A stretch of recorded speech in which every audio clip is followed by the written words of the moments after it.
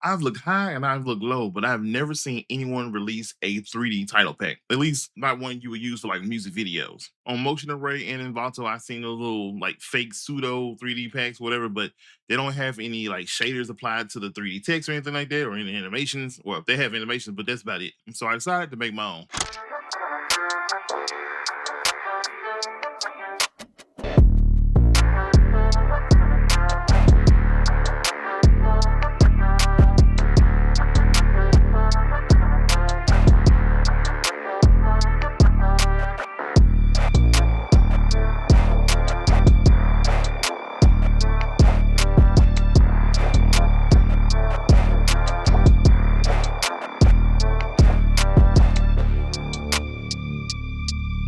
Now you'll find a link in the description down below. For everything to work properly, you want to make sure you install all the fonts first. Now, if you're on Windows, you can just select all the fonts, right click, and select install. If you're on Mac, you want to make sure you select all the fonts and then move them over to your font book, and then they'll install that way. There is a README file included as well. This has links to all the fonts that I use in the pack, just in case any of the download like files are corrupted or get lost or anything like that. Towards the bottom, it reiterates what I just said by installing the fonts first, and then you want to install the DRFX file. Then, of course, down here at the bottom, you can click here to become an affiliate. If anyone buys anything utilizing your special link, you get a 20% commission. So once it's installed, go over to the toolbox, click on the hourglass, type in 3D. You'll find a title pack, and then you also will find a fusion effect for the 3D glow, which I'll get into in just a second. There's 12 title presets in the pack, and each one will have the exact same controls with the exception of maybe like one or two.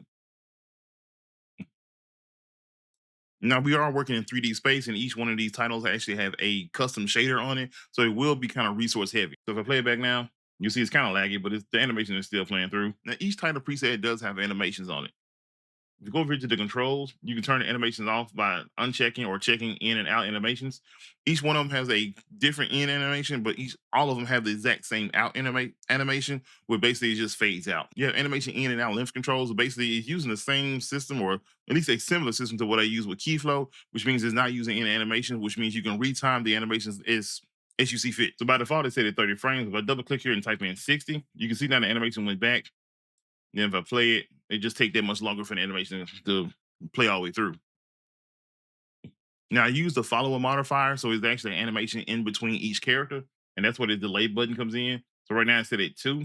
If I set it at 0 and then play it, the whole word will just come in instead of actually animating in between each character. Now if I take it to the negative, it will actually animate in backwards. Then, like I said, each preset has the same out animation. So if I get to the last 30 frames or so, as it play, it'll just fade out. Then, like I said, if you uncheck in and out, you then won't have an animation at all. Well, actually, you'll have the raise animation right there. But you go down here, raise, the turn the raise on and off is this blend control. For some odd reason, I set it for on and off, but it got stuck on blend. So I just left it as it was. But if you uncheck that, you see the raise turn off. You turn it back on. You can adjust the raise threshold, exposure, weight, and decay. Utilize these controls. Then you have the motion blur, which I don't have on by default. If you activate it, it'll just activate the motion blur for the animation. Then you have your transform controls. This is basically the 3D transform node from Fusion. So if you can move your title on the x-axis, y-axis, z-axis, basically move it back and forward. So you can use it to actually resize the text. So if you want it to be smaller, you can move it back on the z-axis, or you can utilize the scale, whichever one works for you. And then, of course, you can rotate on the ZY and X axis. Then go down here to the bottom. Actually, I'm gonna reset this. Actually, I'm gonna reset everything. And then go down here to the bottom to text color. So you have two different colors. You have the front facing of the color, and then you have the bezel itself, or the bevel. So on this first one, the saturation turned all the way down. So if I hit this little notch here, it's set back to default.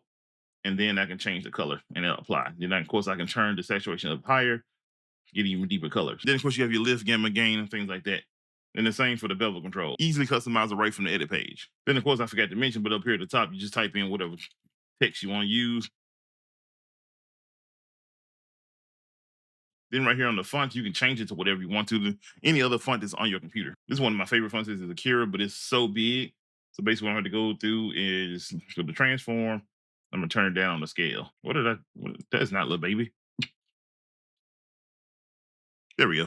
And since this is resource heavy, I would recommend once you have your customizations applied, render it in place. You'll select your preset, right click, go to render in place. Whether or not you're on Apple or on Windows, you can just hit your drop down, go to Apple ProRes 444. They will render out with a transparent background. So hit render. It'll select a folder. Just give it a moment, and so now it's done rendering. You get smooth playback. And also too, if you feel like, oh wait a minute, I want to go back and change something, it's not the end of the world. All you gotta do is right click and go back to decompose to original. It'll turn it back to a text preset. And then say for instance, I want to go through and activate the motion blur and then change the color to blue or whatever. I can then do that, then right click and render in place again. So now I have the animation with the motion blur. Then if I go down here to the fusion effects, I can apply this glow to it. Now this is actually the same glow that is my aura effect from my essentials pack. I just tweak a couple of the settings. So one thing that makes this glow different too is create a displacement. So you see the little wave effect there. If you don't want it to wave, you can turn down the detail and you just have a regular glow. And then you can probably go to glow size and turn it up. If I go back and turn up the detail and turn up the see-through rate and basically controls the animation of the displacement. Kind of almost look like flame. So I'm gonna turn up the refraction strength to make it even stronger. So now I got a little flame kind of aura like thing going around it. I'm gonna change the color to like the bluish color, and then I'm gonna change this gradient color here from red to I'm just change it to like white. Then also, if you don't want a gradient, you can just hit the drop down and change it to solid color. Right now, it's set to black. And change it to just change it to blue. Hit OK, and then you just got a solid color.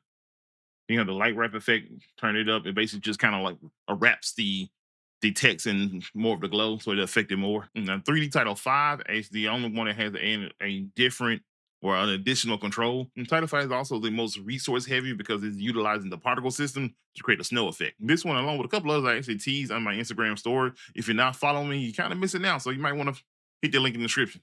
Now, if you go in here, you have all the same controls, even including the raise control. And then also up here, for some odd reason, it stuck up there above the everything else, but it's the snow control. So you turn it off. You had to give it a minute because, like I said, it is very resource heavy. So once you turn it off, you had to give it a second for it to kind of catch up. So now, even though the snow effect is off, it's still processing in the background, which I do plan to try to do an update for to actually kind of like maybe do like a bypass to keep that from rendering in the background. So anytime you make any changes to like the color or anything like that, you have to give it a second before it applies. So now I changed the color green. It took roughly about 10 to 15 seconds for it to actually apply. Now the only other way to kind of speed this up if you want to, you go into the little fusion one up here, double click the title. Right here, we see the particle emitter and render. You select those and hit Control P or Command P if you're on Mac. It'll completely disable those. From that point, any changes you apply will happen in real time. It's just that the particle system is like very taxing because it's constantly like rendering like new data in the background. And so watch out for updates to try to address that in the future. And so that's my first 3D title pack. Let me know what you think in the comment section down below. If you decide to pick up the title pack, be sure to leave me a review on the website. It'll be much appreciated. If you're not doing anything else, hit the link in the description, follow me on Instagram, and I'll see you in the next video.